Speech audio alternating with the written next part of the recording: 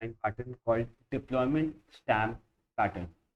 So in a normal application, you may have different components, and when the traffic to your application increases, you may need to scale your system. So one consideration of scaling a system is to scale it vertically, that is increasing the size of your boxes. And you can scale your system horizontally as well, so that using a same data store, you can have multiple applications running. But in this case, all the data is stored in a single place, and all the customers, if you have different customers, and those customers have different requirements in terms of security and compliance, and other requirements like scalability also, then in that case, needs of one customer can uh, collide with needs of other customers. So in these type of scenarios, what we do is, instead of scaling it vertically, we create different stamps of your service. uh, by stamps I mean, we create different running components of your service, each having its own application and its database. And this way, you can segregate your customers or your tenants. If it is a multi-tenant architecture, then you can separate out those users, and they can also be separated out geographically, or they can be separated out using different parameters. Like if some client requires high security, then they can be deployed independently, and other clients or other customers who need different requirements can be handled differently. For example, as we can see here, clients A and B have similar requirements, so they are given in a particular stamp with its own application and database. This application may have several instances running in it, and this is a single stamp. Similarly, if tenant C has a requirement to be segregated from all the customers, from all other customers due to security and compliance, we can create its separate own stamp with its own database and application. Similarly, if D and E are having a separate requirement, then we can create a separate stamp. Now, let's try to understand how two sets of clients. We can understand that if a particular client or tenant needs security, then we can deploy it individually. But what are the cases in which we are going to require this type of case where A and B are deployed separately and D and E are deployed separately? So they are independent of each other. So one of the case where this happens is, for example, if client A and B are having less deployments. For example, they don't want frequent updates in their system. So what they can do is, they can raise a requirement to your team that they don't want frequent updates. So you can create a separate stamp in which you are sending less frequent updates, so that their system is more stable. While tenant D and E want cutting edge features in their application, so what you can do is, you can create a separate deployment stamp in which you are sending frequent updates and deployments. In this way, we are able to achieve scaling because your customers have been segregated out and they can be individually scaled. And for example, if tenancy grows, what you can do is, you can just scale this deployment by adding more boxes in this, and you can also increase the number of databases. Not increase, but you can vertically increase the database. And if you want to have sharding, you can have sharding in this. And this is also an example of sharding, because you are uh, sharding your database horizontally by using a particular heuristic. You have separated out different tenants or different users. This is also an example of sharding. And if you want, you can have shards internally to the a stamp as well, internally in the stamp as well. This type of architecture is also required when, for example, you are working in different countries, and some countries want financial applications to be hosted in their own country. So what they can do is, you can host a particular stamp in their country's region, so that you are complying with that government's laws. And similarly, for example, this can be hosted in India, where the Indian clients are running on this stamp. This can be a US based stamp for a US customer, and this can be Africa based stamp. And here you are having customers from Africa. Similarly, you can create more and more stamps as per your requirements. So we've already discussed, but let's discuss it once more so that it is clear. Let's suppose these are the stamps, and some clients don't want frequent updates, so you can create a stamp with less updates or less deployments. These are normal clients, normal, and these are cutting edge.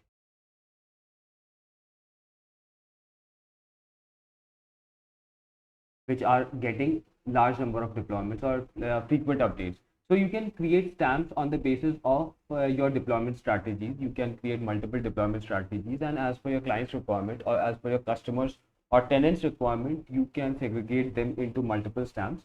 And the automation or deployment of these stamps should be automated so that they can be no human errors. For example, if due to some reason you want to create a particular stamp for some other customer, so you must have an automated deployment process, so you can create a stamp with automated process so that there is less or no manual intervention required. Other thing that we have to consider is for example, you have stamps and you are getting traffic, and since each stamp is independent of one another, each has its own application and database running for it, and other components if those are required, they are independent of one another. How are you going to scale your system? Because for example, if the traffic for a particular customer increases and this has multiple customers like X, Y, Z, A, B, C.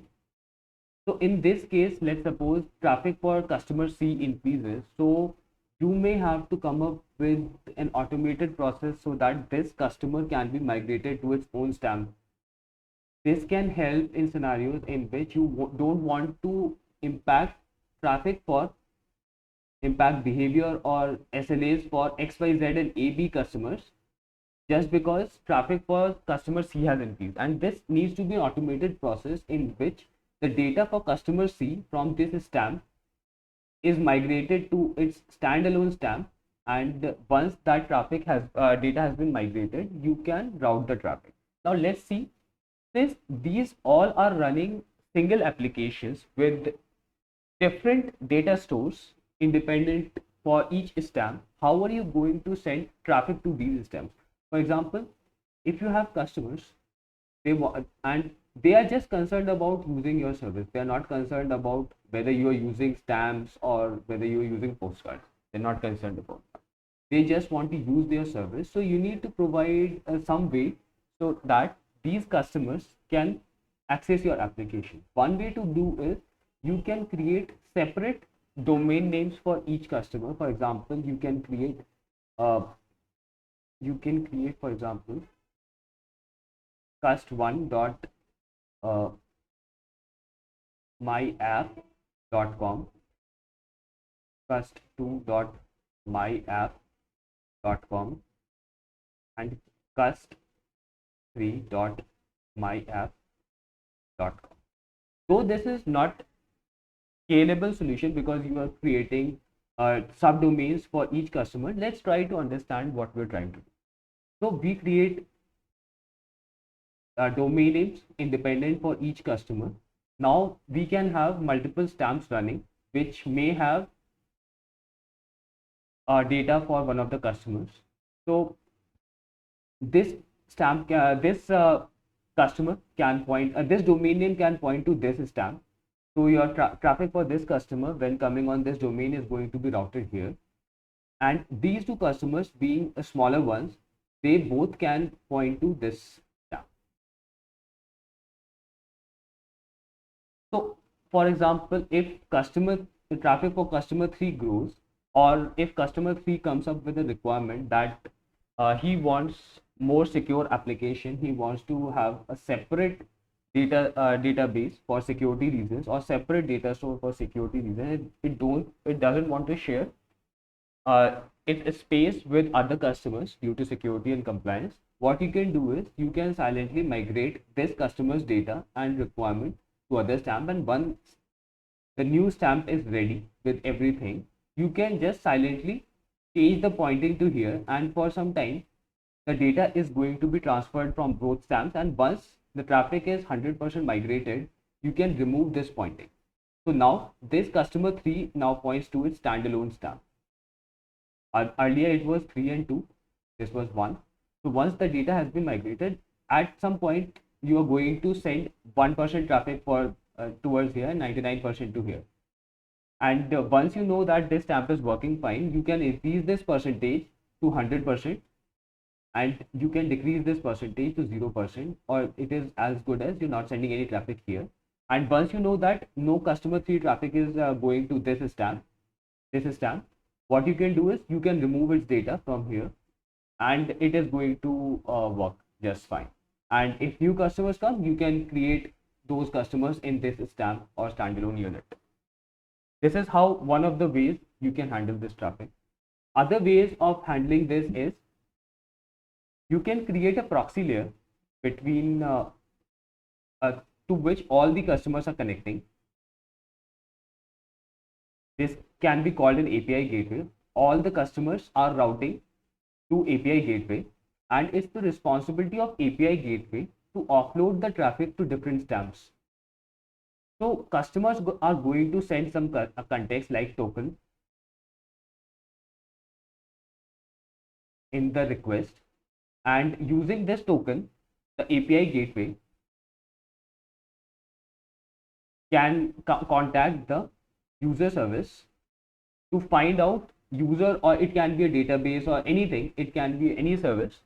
Using token, it is going to find out where does this customer's data is present. It is going to do authentication, it is going to do validation, and then it is going to work as a router. So for a given user ID, this was 1, 2, 3, given user ID, API gateway is going to route traffic to its respective stamp, and this can be handled in a single region. And if you want to handle this in multiple regions, we are going to see next, but let's see.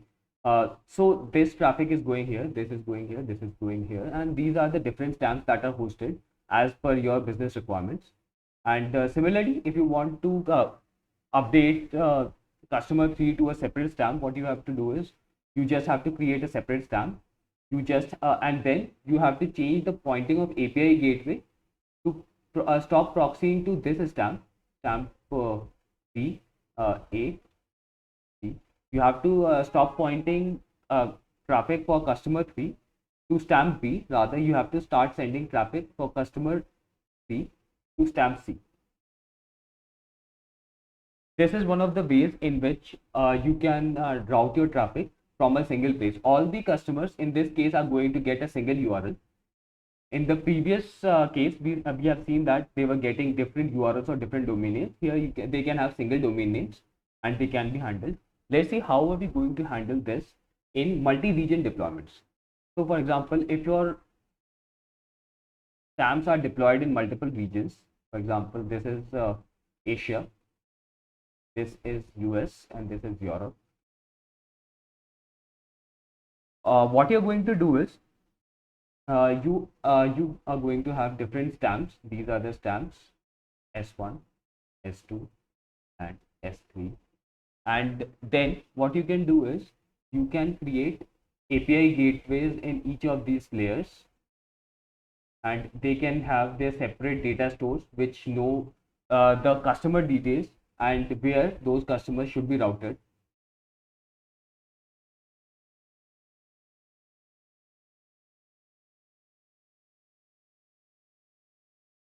And these databases are kept in sync using replication, so that changes in one data store for API gateway can be replicated in other regions as well. So for example, if this customer is accessing your service, this is customer X, and this customer is present in Europe, is accessing your website in Europe. So, and we know that this customer's data is present in region X, in US region on stamp 2. So what you're going to do is, you first of all, using CDN, you are going to route this customer to its nearest API gateway. This is the API gateway. These are API gateways, which has the responsibility to route to the correct region, correct stamp. So these are going to be routed to the nearest API gateway. This the customer is in Europe. You're going to route it to the API gateway in Europe, and now API gateway Europe knows that this stamp, this customer's data is present in US region. So either this customer, this API gateway can route directly to the stamp S2 in API US region, or you can route it like this. So these are the two options that you can do. It all depends on your requirement, and this way you can have multi-region deployments of your stamps, and they can handle traffic agnostically. So you can have a CDN here, which can route to your nearest API gateway, and then the traffic can be handled normally. I'm not sure if we have covered one case or not, so let me just cover it very quickly. So deployment stamps are also useful when a particular client wants to run an old version of your application. He doesn't want to use new version of your application, so you can create a separate deployment stamp for that client, and other clients can continue to run in their own stamps. This way you can have a deployment of different versions of your applications for different clients as per their requirements. So let's try to consider what are the different issues that you can face when you're trying to develop or when you're running a deployment stamp pattern having multiple stamps. So first of all is deployment issues. You're going to face deployment issues because you need a very strong deployment architecture and deployment planning as well, so that all the regions, all these stamps are handled perfectly, and the creation and termination of stamps can be handled agnostically as well as automatically, because as and when your number of stamps grows, the deployment is going to become a challenge if it is not automated and if it is not properly done. Similarly, cross-stamp operations, as we have seen, for example, if we are migrating a particular operation or particular data, then it needs to be automated so that movement of customers across stamp can be handled well. And there might be cases in which you may need cross-stamp operations. For example, if you want to calculate, data across multiple stamps, for example, let's say you have different stamps, 3 stamps are there, and you want to calculate total sale across stamps. So how are you going to do is, one way is you can basically send requests to all 3 stamps, and one of the stamp is going to aggregate the data taken from each stamp and then give you the result. Other way is you can create a aggregated data store or data warehouse. You can create a data warehouse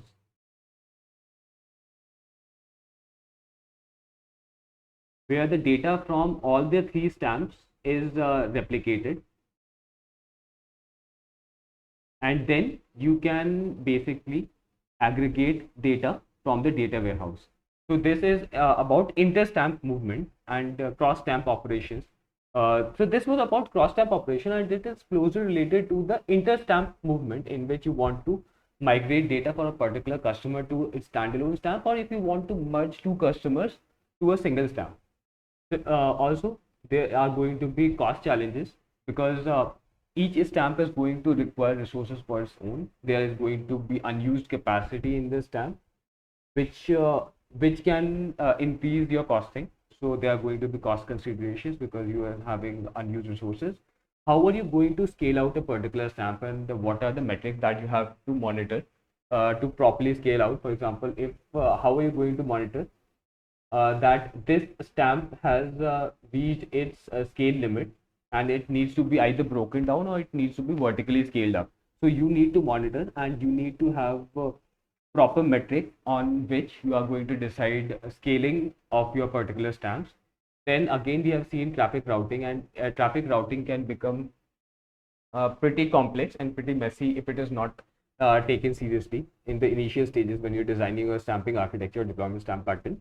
So you need to have API gateways, you need to have syncing between configuration for your routing in multiple regions. As we've seen in multiple regions, you need to have data sync between the backends powering or data stores powering your API gateway configuration.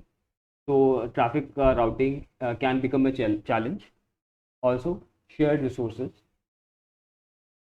Due to any reason, there can be scenarios in which all these stamps may not be able to have separate copies of a particular resource. They may have to use a single copy of that resource. That can become a bottleneck if that is the case. If you're not able to duplicate these across the stamps, that can become a bottleneck. So that is shared components can be used. It all depends on your use case, because there is no blanket right or wrong in the system design. It all depends on your use case. One of the advantages of this architecture is having resiliency to outages. For example, if this stamp crashes, then only the customers that are being powered from this stamp are going to be impacted. The other stamps are going to run perfectly fine, and the customers which were interacting or which were being served from these stamps are going to work fine, and this is going to reduce the blast radius. But for example, if you had a single application which was serving all the clients, and if this application crashed, then it is going to have impact on all your customers. But since you have segregated out your customers, since you have sharded your customers across multiple stamps, it is going to reduce your blast radius. It is going to impact less customers. So let's try to end this video understanding in which cases we should not take this architecture. We're not going to take this architecture when we have a very simple use case. We should not also take this architecture when our database can be easily sharded. Also, we are not going to take this use case when we just want to serve static data. For example, we have a static website. We have just a static website. Then also we are not going to require this use case of having deployment patterns and deployment stamps. We are also not going to consider this use case when across multiple instances we have to keep all of the data. So if we are keeping all of the data, for example, this is stamp 1, this is stamp 2. In deployment stamp pattern, the basic functionality is data is segregated. The data that is present here is not present here. So the red traffic is going to be served from here, and yellow traffic is going to be served from here. And you should have an API gateway or domain based routing, so that when yellow traffic comes, it is served from here, and when red traffic comes, it is served from here. So it is API gateway.